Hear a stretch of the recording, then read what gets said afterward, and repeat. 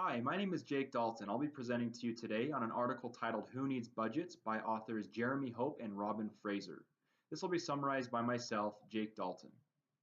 The theme of this article is that budgets are counterproductive and inefficient, that they should be replaced by a rolling forecast method. The counterpoints to a traditional budgeting system are that they're slow to market adaptation, they discourage employees from surpassing current goals and metrics. They can even encourage employees to participate in report manipulation. They can hinder value creation, and they're very time inefficient. Rolling forecasts are quite the opposite, and I think you'll understand why it's a superior method as we continue through this presentation. One of the key concepts here that needs to be understood and that businesses should implement is market adaptation. In a traditional budgeting system, market adaptation only occurs about once a year. On the contrary, in a rolling forecast, market adaptation is taking place about every quarter.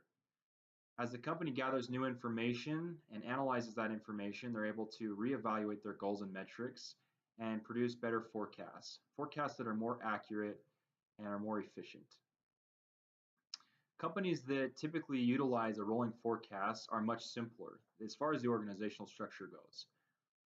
It's much simpler. It's not as ladder-like. There's less layers, and so the information is passed along much easier. In fact, frontline employees are critical in this type of organization. Frontline employees gather information directly from the market, and they're able to pass it along all the way up to the top executives. So because communication is improved, there's a lot more trust, and the individual business units have a lot more power and authority. Individual business units are able to set their own goals and metrics that coincide with the overall goals and metrics of the company. Because there's more trust in the individual business units are able to set goals that are relevant to their area, and customers benefit greatly as a result. This article does talk about specific companies, one of which is a Swedish bank company, and the name of that company is Svenska Handelsbanken. And you can find more about this bank in the article, or you can look at the footnotes of this slide. We're going to go on to the next slide here and discuss the next topic, and that is value creation. Value creation is something that's very important as well. It typically is found in a business that doesn't implement a lot of micromanagement. So unfortunately, in a traditional budgeting environment that has very strict guidelines and adherence to strict goals and metrics, targets are either hit or missed. There's not a lot of risk tolerance. So in that type of environment, there's not a lot of value creation. Unfortunately, the employees stress to reach their goals because most times these goals are tied to compensation. So the employees are stressed that they're going to miss those goals and miss out on compensation. If they surpass the goals, then they're worried that they will inflate the goals for the next budget. So value creation is hindered. It's stifled in this type of environment. Where in a rolling forecast, it's very flexible. Their goals are adaptive. The goals are also focused and relevant to the area with the business unit that they're in.